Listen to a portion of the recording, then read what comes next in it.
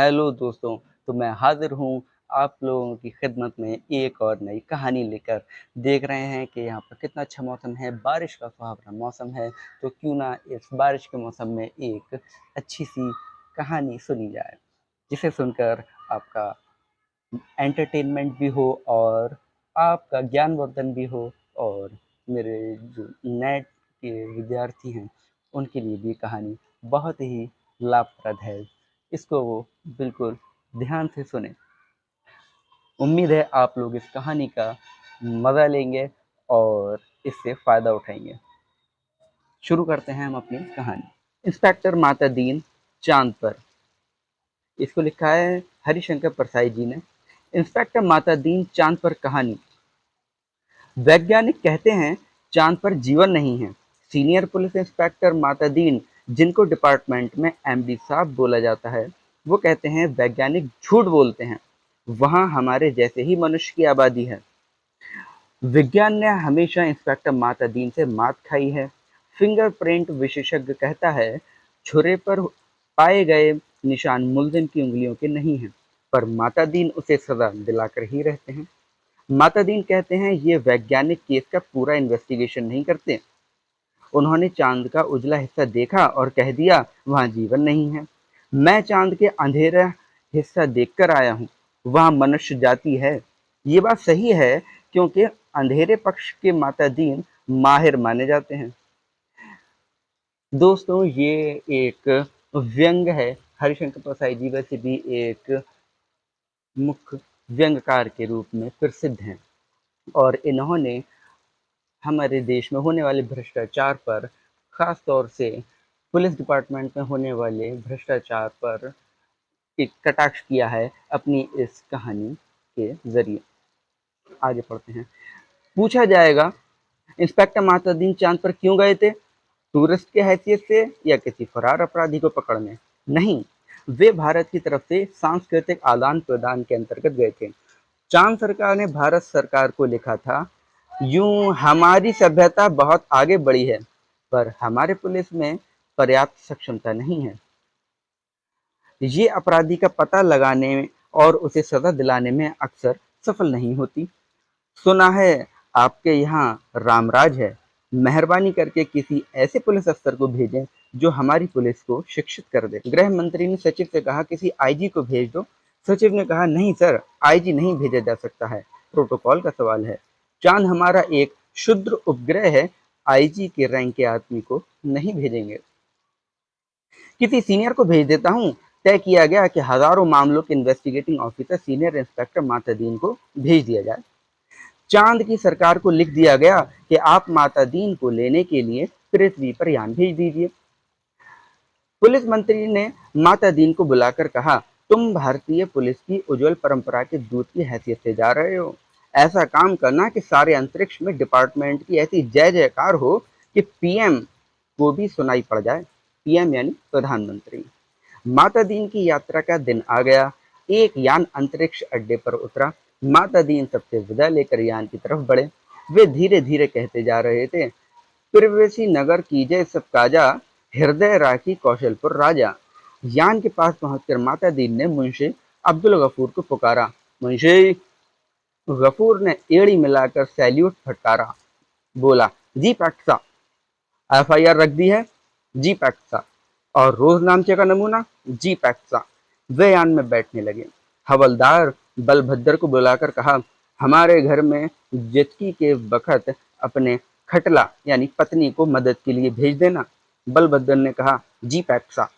गफूर ने कहा, आप बेफिक्र रहें पैक्सा, मैं अपने मकान को भेज दूंगा। मकान का अर्थ यहाँ पर पत्नी है। खिदमत के लिए मैं भेज दूंगा। माता दीन ने यान के चालक से पूछा, ड्राइविंग लाइसेंस है? जी है साहब।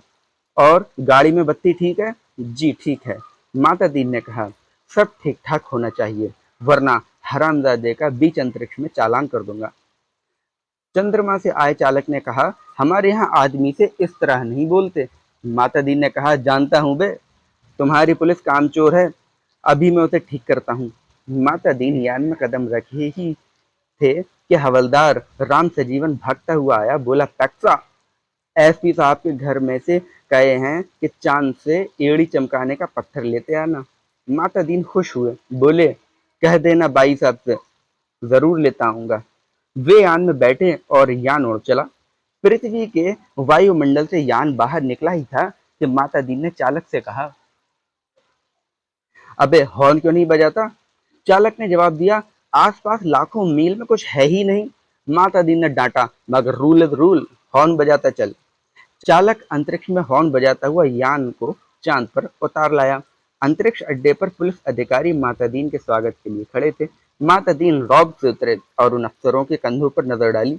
वहां किसी के स्टार नहीं थे, फीते भी किसी के नहीं लगे थे, लिहाजा माता दीन ने एड़ी मिलाना और हाथ उठाना जरूरी नहीं समझा। फिर उन्होंने सोचा, मैं यहाँ इंस्पेक्टर की हैसियत से नहीं, सलाहकार की हैसियत से आया हूँ।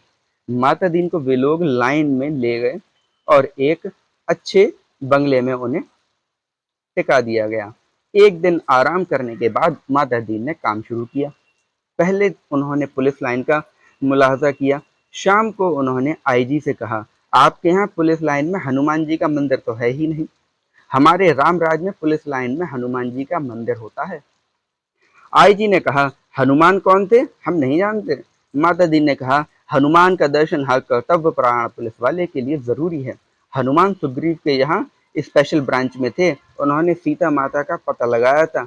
एबडक्शन का मामला था। दफा 362 हनुमान जी ने रावण को सजा वहीं दे दी थी, उसकी प्रॉपर्टी में आग लगा दी। पुलिस को ये अधिकार होना चाहिए कि अपराधी को पकड़ा और उन्हें सजा दे दी, अदालत में जाने का झंझट ही नहीं। मगर ये सिस्टम अभी हमारे राम राज्य में चालू नहीं हुआ है।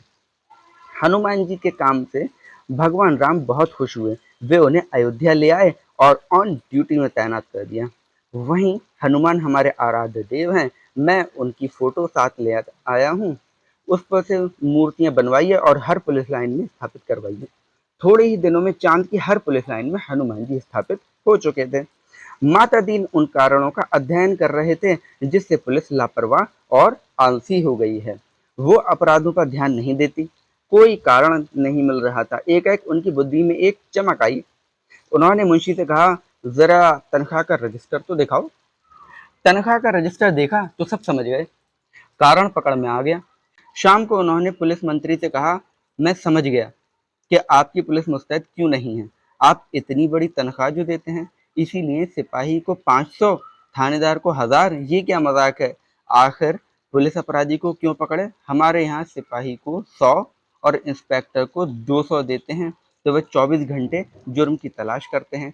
आप तनख्वाह फौरन घटाइए। पुलिस मंत्री ने कहा, मगर ये तो अन्याय होगा, अच्छा वेतन नहीं मिलेगा तो वे काम ही नहीं करेंगे। माता दीन ने कहा, इसमें कोई अन्याय नहीं है। आप देखेंगे कि पहली घटी हुई तनख्वाह मिलते ही आपकी पुलिस की मनोवृत्ति में क्रांतिकारी परिवर्तन हो जाएगा। पुलिस मंत्री ने तनख्वाहें घटा दी और 2-3 महीनों में सचमुच बहुत फर्क आ गया। पुलिस एकदम मुस्तैद हो गई, सोते से एकदम जाग गई, चारों तरफ नजर रखने लगी। अपराधियों की दुनिया में घबराहट छा गई। पुलिस मंत्री ने तमाम थानों के रिकॉर्ड बुलाकर देखे। पहले से कई गुना अधिक केस रजिस्टर हुए थे। उन्होंने माता दीन से कहा, मैं आपकी सोच की तारीफ करता हूँ, आपने क्रांति कर दी, पर यह हुआ किस तरह? माता दीन ने समझाया, बात मामूली है, कम तनख्वाह दोगे तो मुलजिम की गुजर नहीं होगी। 100 रुपयों में सिपाही बच्चों को नहीं पाल सकता, 200 में इंस्पेक्टर अपने ठाट बाट मेंटेन नहीं कर सकता। उसे ऊपरी आमदनी करनी ही पड़ेगी, और ऊपरी आमदनी तभी होगी जब वो अपराधी को पकड़ेगा। गरज ये कि वो अपराधों पर नजर रखेगा, सचेत, कर्तव्यपरायण और मुस्तैद हो जाएगा। हमारे रामराज के स्वच्छ और सक्षम प्रशासन का यही रहस्य है। चंद्रलोक में इस चमत्कार की खबर फैल गई। लोग माता दीन को देखने आने लगे कि वो आदमी कैसा है जो तनख्वाह कम करके सक्षमता ला देता है। पुलिस के लोग भी खुश थे। वे कहते, गुरु आप इधर ना पधारते तो हम सभी कोरी तनख्वाह से ही गुजर कर रहे होते। सरकार भी खुश थी कि मुनाफे का बजट बनने वाला था। आधी समस्या हल हो गई। पुलिस अपराधी पकड़ने लगी थी। अब मामले की जांच विधि में सुधार करना रह गया था। अपराधी को पकड़ने के बाद उसे सजा दिलाना।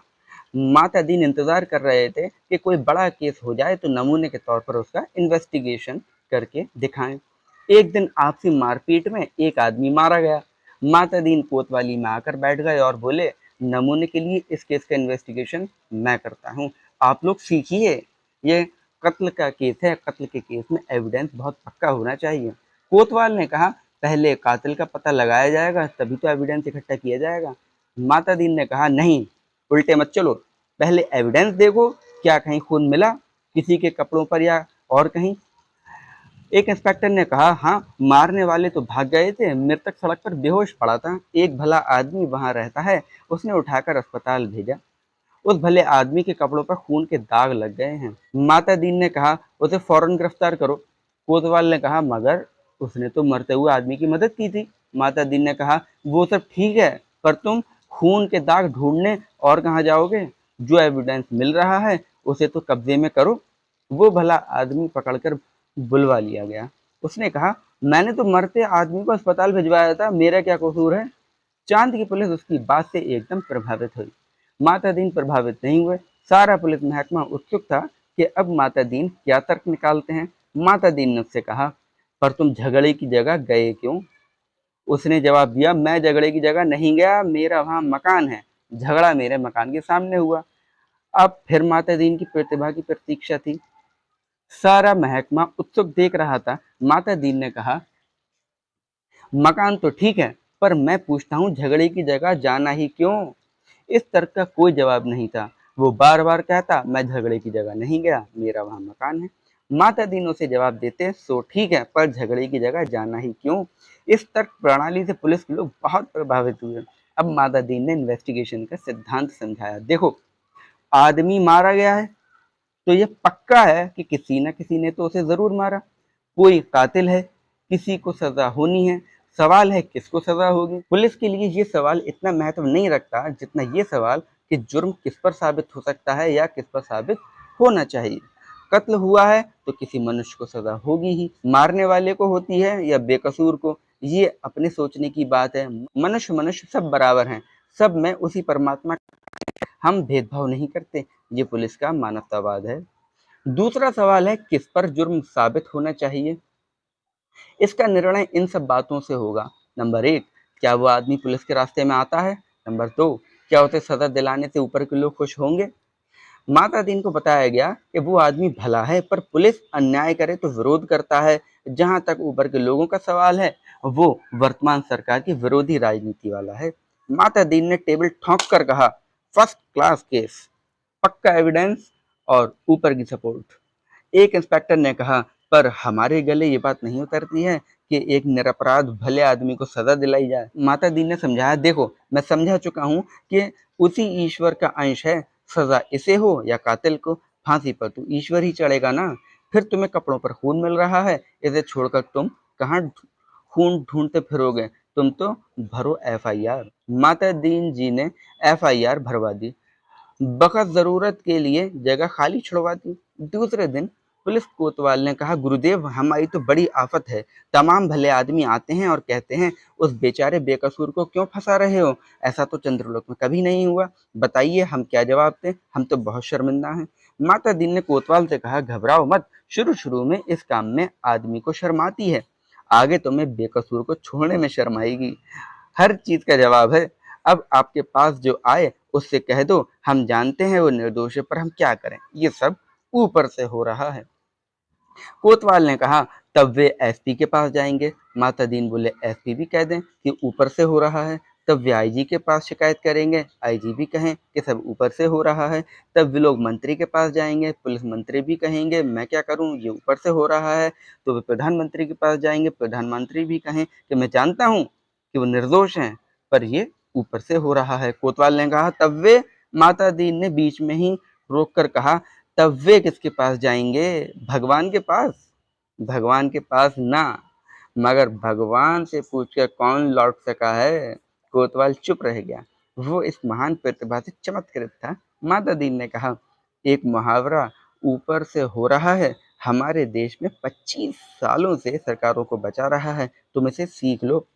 केस की तैयारी होने लगी। माता दीन ने कहा अब 4-6 चश्मदीद गवाह लाओ। कोतवाल ने पूछा चश्मदीद गवाह कैसे मिलेंगे? जब किसी ने उसे मारते देखा ही नहीं तो गवाह कोई कैसे होगा? माता दीन ने सर ठोक लिया, किन बेवकूफों के बीच फंसा दिया गवर्नमेंट ने, इन्हें तो एबीसीडी भी नहीं आती। झल्ला कर कहा, चश्मदीद गवाह किसे कहते हैं जानते हो? चश्मदीद गवाह वो नहीं है जो देखे, बल्कि वो है जो कहे कि मैंने देखा है। कोतवाल ने कहा, ऐसा कोई क्यों कहेगा? माता दीन ने कहा, समझ में नहीं आता, कैसे डिपार्टमेंट चलाते हो? अरे चश्मदीद गवाहों की लिस्ट पुलिस के पास पहले से ही रहती है, जहां जरूरत हुई उन्हें चश्मदीद बना दिया। हमारे यहाँ ऐसे आदमी हैं जो साल में 300-400 वारदातों के चश्मदीद गवाह होते हैं। हमारी अदालतें भी मान लेती हैं कि इस आदमी में कोई दैवी शक्ति है, जिससे जान लेता है कि अमुक जगह वारदात होने वाली है और वहां पहले से पहुंच जाता है। मैं तुम्हें चश्मदीद गवाह बना कर देता हूँ। 8-10 उठाईगिरों को बुलाओ, जो चोरी, मारपीट, गुंडागर्दी करते हों, या जुआ खेलते हों, या शराब पीते हों। दूसरे दिन शहर के 8-10 नवरत्न कोतवाली में हाजिर थे। उन्हें देखकर माता दीन गदगद हो गए। बहुत दिन हो गए थे, ऐसे लोगों को देखे बड़ा सूना सूना लग रहा था। माता दीन का प्रेम उमड़ पड़ा। उनसे कहा, तुम लोगों ने उस आदमी को लाठी से मारते देखा था ना? वे बोले, नहीं देखा साहब, हम वहां थे ही नहीं। माता दीन जानते थे ये पहला मौका है। फिर उन्होंने कहा, वहां नहीं थे ये मैंने माना, पर लाठी मारते तो देखा था ना। उन लोगों को लगा ये आदमी पागल है, तभी ऐसी ऊट पटांग बातें करता है। वे हंसने लगे। माता दीन ने कहा, हंसो मत, जवाब दो। वे बोले, जब थे ही नहीं तो कैसे देखा? माता दीन ने गुर्रा कर कहा, कैसे देखा सो बताता हूँ। तुम लोग जो काम करते हो सब इधर दर्ज है। हर एक को कम से कम 10 साल जेल में डाला जा सकता है। तुम ये काम आगे भी करना चाहते हो या जेल जाना चाहते हो? वे घबरा कर बोले, साहब हम जेल नहीं जाना चाहते। माता दी ने कहा, ठीक, तो तुमने उस आदमी को लाठी मारते देखा? देखा ना? वे बोले, देखा साहब, देखा। वो आदमी घर से निकला और जो लाठी मारना शुरू किया तो वो बेचारा बेहोश होकर सड़क पर गिर पड़ा। माता दी ने कहा, ठीक है, आगे भी ऐसी वारदातें देखोगे? वे बोले, साहब जो आप कहेंगे वो सब देखेंगे। कोतवाल इस चमत्कार से थोड़ी देर को बेहोश हो गया। होश आया तो माता दीन के चरणों पर गिर पड़ा। माता दीन ने कहा, हटो, काम करने दो। कोतवाल पांव से लिपट गया, कहने लगा, मैं जीवन भर इन श्री चरणों में पड़ा रहना चाहता हूँ। माता दीन ने आगे की सारी कार्य प्रणाली तय कर दी। FIR बदलना, बीच में पन्ने डालना, रोज नामचा बदलना, गवाहों को तोड़ना, सब सिखा दिया। उस आदमी को 20 साल की सजा हो गई।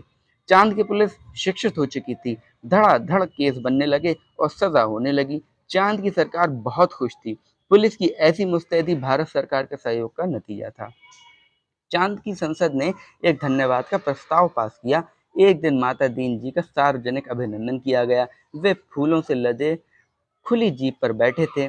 आसपास जय जयकार करते हजारों लोग। वे हाथ जोड़कर अपने गृह मंत्री की स्टाइल में जवाब दे रहे थे। जिंदगी में पहली बार ऐसा कर रहे थे, इसलिए थोड़ा अटपटा लग रहा था। 26 साल पहले पुलिस में भर्ती होते वक्त किसने सोचा था कि एक दिन दूसरे लोक में उनका ऐसा अभिनंदन होगा? वे पछताए। अच्छा होता कि इस मौके के लिए कुर्ता, टोपी और धोती ले आते।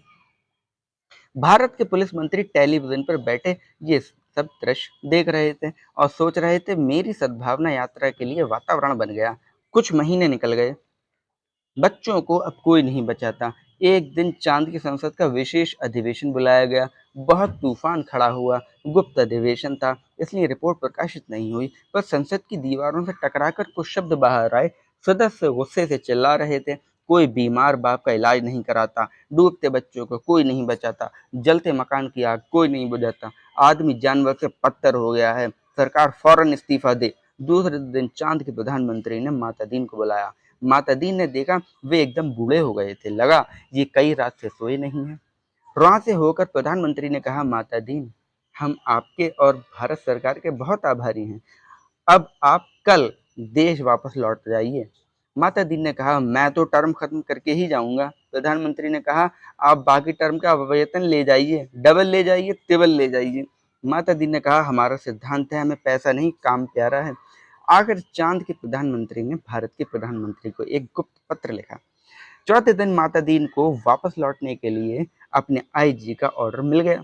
उन्होंने SP साहब के घर के लिए एड़ी चमकाने का पत्थर यान में रखा और चांद से विदा हो गए। उन्हें जाते देख पुलिस वाले रो पड़े।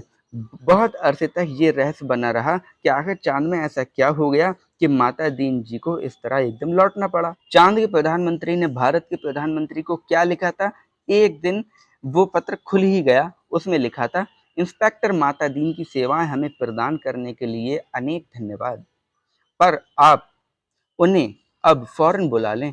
भारत को हम मित्र देश समझते थे, पर आपने हमारे साथ शत्रु व्यवहार किया है। हम भोले लोगों से आपने विश्वासघात किया है। आपके माता दीन ने हमारी पुलिस को जैसा कर दिया है, उसके नतीजे ये हुए हैं। कोई आदमी किसी मरते हुए आदमी के पास नहीं जाता, इस डर से कि वो कत्ल के मामले में फंसा दिया जाएगा। बेटा भी बार बाप की सेवा नहीं करता, वो डरता है बाप मर गया तो उस पर कहीं कोई हत्या का आरोप न लग जाए। घर जलते रहते हैं और कोई बुझाने नहीं आता, डरता है कि कहीं उस पर आग लगाने का जुर्म कायम न कर दिया जाए। बच्चे नदी में डूबते रहते हैं और कोई उन्हें बचाने नहीं जाता, इस डर से कि उस पर बच्चों को डुबाने का आरोप न लग जाए। सारे मानवीय संबंध समाप्त हो रहे हैं। माता दीन जी ने हमारी आधी संस्कृति नष्ट कर दी है। अगर वे यहाँ रहे तो पूरी संस्कृति नष्ट कर देंगे। उन्हें फौरन राम राज्य में बुला लिया जाए। तो दोस्तों, आप देख सकते हैं कि कितनी अच्छी और कितनी मनोरंजक कहानी थी, जिसमें हरिशंकर परसाई जी ने अपनी व्यंग सक्षमता का परिचय देते हुए इस कहानी का सृजन किया है। उम्मीद करता हूँ आप लोगों को ये कहानी पसंद आई होगी, और जो विद्यार्थी परीक्षा की दृष्टि से इस कहानी को सुन और पढ़ रहे हैं, उनसे मेरा यही अनुरोध है कि इसको बिल्कुल पंक्तिबद्ध होकर पढ़ें, और उसके जो डिटेल्स में जो क्वेश्चंस हो सकते हैं, उन पर भी अपने मन में उन क्वेश्चंस को बनाते हुए इस कहानी का श्रवण करें। मिलता हूँ मैं आप लोगों से अपनी अगली कहानी में, और कमेंट सेक्शन में आप लोग ज़रूर मुझे ये बताइए कि आप अगली कहानी कौन-सी सुनना चाहते हैं, जिस पर मैं वीडियो बनाऊँ और आप लोगों का मनोरंजन कर सकूँ। तब तक आप सुनते रहिए मेरी कहानियाँ, और मेरे इस चैनल को लाइक करिए, शेयर करिए और सब्सक्राइब करिए। Thank you.